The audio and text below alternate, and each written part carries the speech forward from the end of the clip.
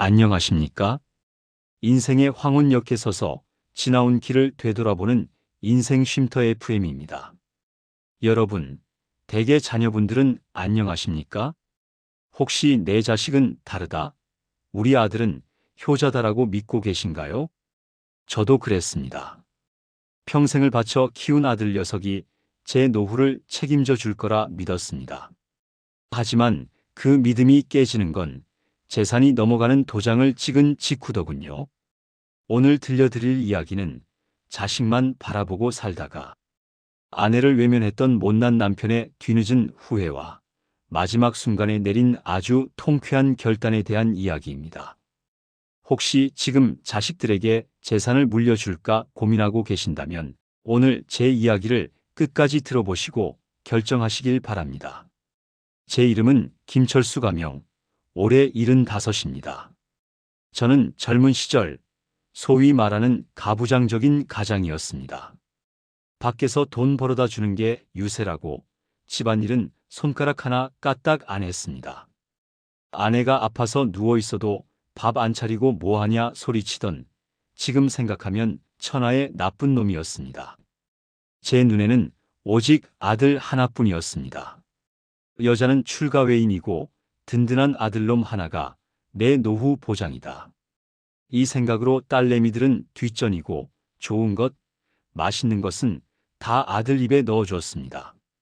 아내는 늘 부엌 구석에서 식은 밥을 물에 말아 먹으면서도 아들 뒷바라지에 군말 한마디 없었죠. 그 정성 덕분인지 아들은 명문대를 나와 대기업에 들어갔고 부잣집 며느리를 얻어 잘 사는 듯 했습니다. 저는 친구들 앞에서 늘 아들 자랑을 늘어놓았습니다.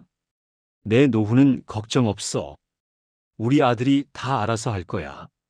3년 전 제가 은퇴를 하고 퇴직금과 모아둔 돈으로 작은 상가 건물을 하나 샀을 때입니다. 아들 내외가 찾아와 넙죽절을 하더군요. 아버지, 요즘 세금 때문에 난리래요. 아버지 돌아가시고 상속받으면 세금 폭탄 맞아요. 미리 증여해 주시면 저희가 매달 생활비 300만 원씩 꼬박꼬박 드릴게요. 어머니랑 여행도 다니시고 편하게 사세요. 며느리도 옆에서 거들었습니다. 아버님, 저희가 어머님 모시고 병원도 다니고 할게요. 믿고 맡겨주세요. 저는 그 말이 꿀처럼 달콤하게 들렸습니다. 옆에서 아내가 여보, 그래도 당신 명의로 쥐고 있어야 대접받아요라고 말렸지만 저는 버럭 화를 냈습니다. 당신이 뭘 알아? 내 아들이 나를 버릴 놈이야? 늙어서 돈 움켜쥐고 있으면 자식들이 욕해. 결국 저는 아내 몰래 상가 건물을 아들 명의로 넘겨주었습니다. 그리고 그날부터 우리 집의 지옥이 시작되었습니다. 첫 달은 약속대로 생활비가 들어왔습니다. 그런데 석 달이 지나자 며느리에게 전화가 오더군요. 아버님, 이번 달에 애들 학원비가 너무 많이 나가서요. 100만 원만 보내드릴게요. 아껴 쓰세요. 기가 찼지만 참았습니다. 손주들 쓴다는데 어쩌겠습니까? 그런데 반년이 지나자 아예 입금이 끊겼습니다. 전화를 하면 아들은 회의 중이다, 바쁘다며 피하기 일쑤였고 며느리는 아예 제 번호를 차단했는지 신호만 가더군요. 돈이 없으니 생활이 궁핍해졌습니다. 아내는 아픈 무릎을 끌고 식당 설거지 아르바이트를 나갔습니다. 평생 고생만 시킨 아내가 칠순이 넘어서 남의 집 설거지를 하는 모습을 보니 가슴이 미어지더군요. 그러던 어느 날 제가 과로로 쓰러져 병원에 입원했습니다. 연락을 받은 아들놈이 헐레벌떡 달려왔습니다. 저는 그래도 아들이 걱정돼서 왔구나 싶어 반가웠습니다.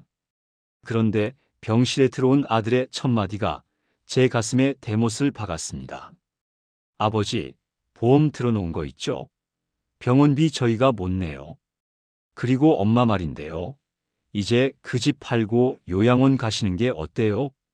며느리 보기도 민망하고 저희 집으로 모시기는 좀 그렇잖아요. 옆에 있던 아내가 아들의 뺨을 후려쳤습니다.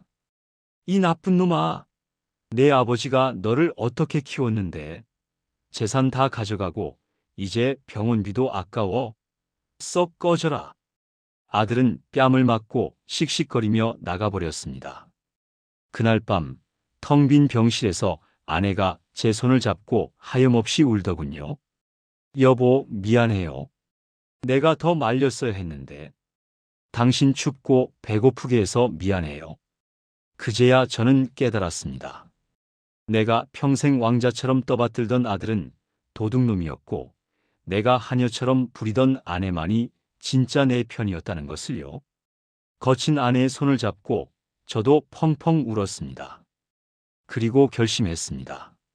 내 남은 인생, 그리고 남은 재산은 오직 이 사람을 위해 쓰겠다고. 퇴원 후 저는 변호사를 찾아갔습니다. 다행히 하늘이 도왔는지 증여할 때 썼던 효도 계약서가 있었습니다.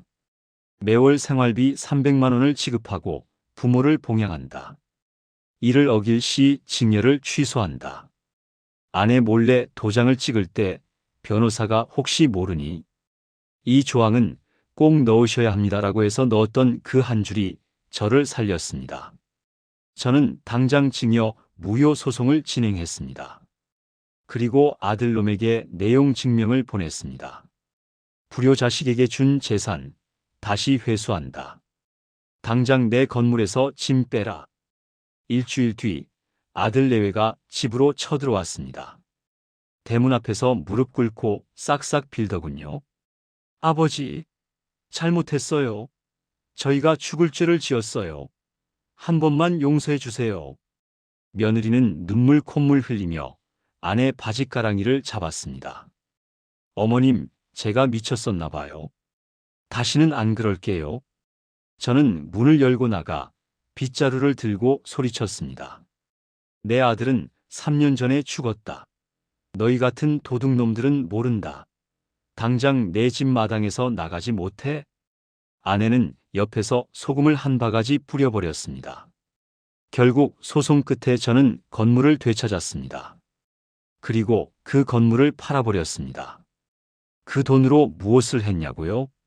절반은 평생 고생한 아내 이름으로 연금을 들어주었고, 나머지는 아내와 함께 세계 일주를 떠나는 데 쓰고 있습니다. 지금 저는 아내와 함께 스위스의 맑은 공기를 마시며 이 글을 쓰고 있습니다. 아들이 전화가 오지만 저는 받지 않습니다. 유언장도 다시 썼습니다. 내 남은 재산은 전액 사회에 환원한다고 말이죠. 형님들, 그리고 친구 여러분, 노후 자금은 자식에게 주는 게 아닙니다. 그건 저승 갈 때까지 내가 쥐고 있어야 할 내 자존심이자 아내를 지킬 힘입니다.